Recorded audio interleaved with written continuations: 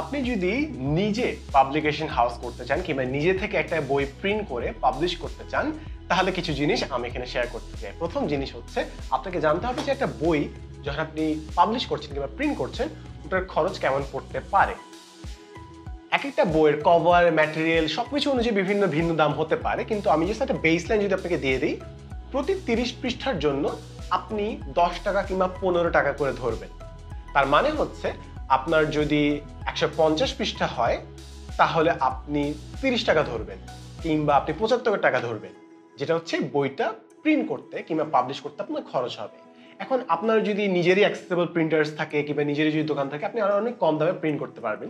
কিন্তু ইউজুয়ালি একটা বইয়ের দাম মনে করেন কভারে লেখা আছে 300 টাকা, আপনি মনে করেন ওটা 100 কিংবা 60 টাকা কিংবা 50 টাকায় জিনিসটা প্রিন্ট করে ফেলতে পারেন। এখন আপনি যদি নিজে পাবলিশ করতে চান তাহলে কিছু জিনিস হয়তোবা আপনাকে নিজে ম্যানেজ করতে হতে পারে। যেরকম অনেক সময় মানুষ পাইরেসি করবে, আপনার বইটা নিয়ে পিডিএফ আকারে অনলাইনে আপলোড দিবে। সো আপনাকে ওই লিগ্যাল ফাইটটা করতে হবে, আপনাকে কেস করতে হবে, আপনাকে ওই বইয়ের কপিরাইটটা রক্ষা করতে হবে, ওটাকে বাঁচাতে হবে। সো আপনাকে লিগালি ফাইট করতে হবে আপনার বইটাকে প্রোটেক্ট করার জন্য। সেকেন্ড ইম্পর্টেন্ট জিনিস হচ্ছে ডিস্ট্রিবিউশন।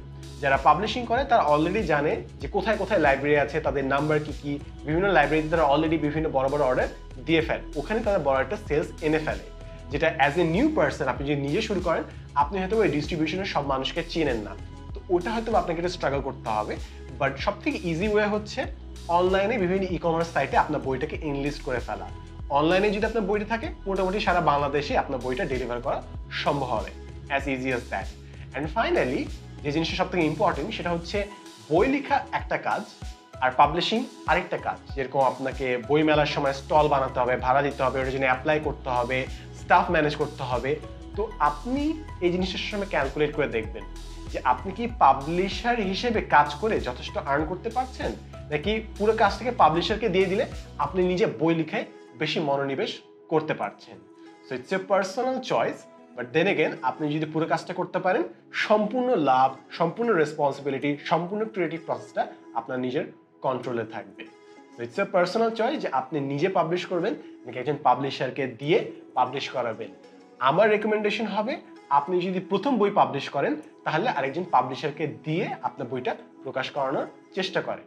যদি আপনার মনে হয় আপনি যথেষ্ট যোগ্য, সবকিছু শিখে ফেলেছেন, ডিস্ট্রিবিউশন প্ল্যাটফর্ম আপনার জানা আছে, তাহলে হ্যাঁ, গো ফর ইট, নিজে পাবলিশ করেন। কেন আপনি আরেকজন মানুষের সাথে আরেকজন মানুষের উপর সম্পূর্ণ নির্ভরশীল হতে যাবেন? আপনি যদি নিজেতে পারেন অফকোর্স করেন, কিন্তু যদি ফার্স্ট বই পাবলিশ করেন অনেকগুলো ছোটখাটো ডিটেলস থাকে যেটা পাবলিশার হয়তো আপনাকে বেশি হেল্প করতে পারবে। এবং পার্সোনালি এই ভিডিওটা কেন বানানো হচ্ছে এটা কারণ বলে রাখি, বাংলাদেশে ইন ম্যাক্সিমাম কেসেস রাইটারদের সাথে পাবলিশারের একটা যুদ্ধ খেলা হয় রয়্যালটি নিয়ে কিংবা ট্রান্সপারেন্সি নিয়ে। গুটি কয়েক পাবলিশার আছে যারা খুবই প্রফেশনালি কাজটা করে, বাট ইন আদার কেসেস আপনি যদি টপ লেভেলের পাবলিশারদের কাছে পাবলিশ করতে না পারেন, আপনার অনেক ক্ষেত্রে ঝামেলা হতে পারে। So in that particular case আপনি যদি নিজে প্রিন্ট করতে চান, this is my recommendation. And finally আপনাকে যদি ফিউচারের জন্য আমার সাজেস্ট করতে হয় তাহলে আমি বলবো যে ই বুক কীভাবে আপনি বিক্রি করতে পারেন সেটা খেয়াল করেন। এখন দেখবেন অনেক রাইটারই তাদের নিজস্ব ওয়েবসাইট বিল্ড করছে এবং সেখানে ওয়েবসাইটে ই বুকটা দিচ্ছে, এবং একটা বইয়ের দাম হয়তো 300 টাকা, বাট ই বুকটা তারা 15 টাকায় কিংবা 10 টাকায় কিনে পড়তে পারছে। এখন এখানে একটা বিষয় হচ্ছে আপনি ডিরেক্টলি বইয়ের কপিটা হয়তো আপনি দিবেন না, আপনার একটা অ্যাপ বানাতে হবে কিংবা ওয়েবসাইটে লগ ইন করাতে হবে, ওই লগ ইন করে তারপর তারা ওয়েবসাইটে দেখতে পারবে। তারা যদি পার্সোনালি মোবাইলে ডাউনলোড করতে পারে তাহলে তারা বই কপিটা সবাইকে দিয়ে বেড়াবে। সো আপনাকে পুরো একটা ওয়েবসাইট বিল্ড করে তারপর এখানে আপনার ফাইন্যান্সিয়াল যে সার্ভিস, যে ট্রানজাকশন হয় সেটা ইনকর্পোরেট করতে হবে, এসএসএল কমার্স বলেন কিংবা যে কোনো গেটওয়ে, পেমেন্ট গেটওয়ে। তারপর আপনি অনলাইনে ই বুকের এগেইনস্টে মানুষের কাছ থেকে পেমেন্ট নিতে পারেন।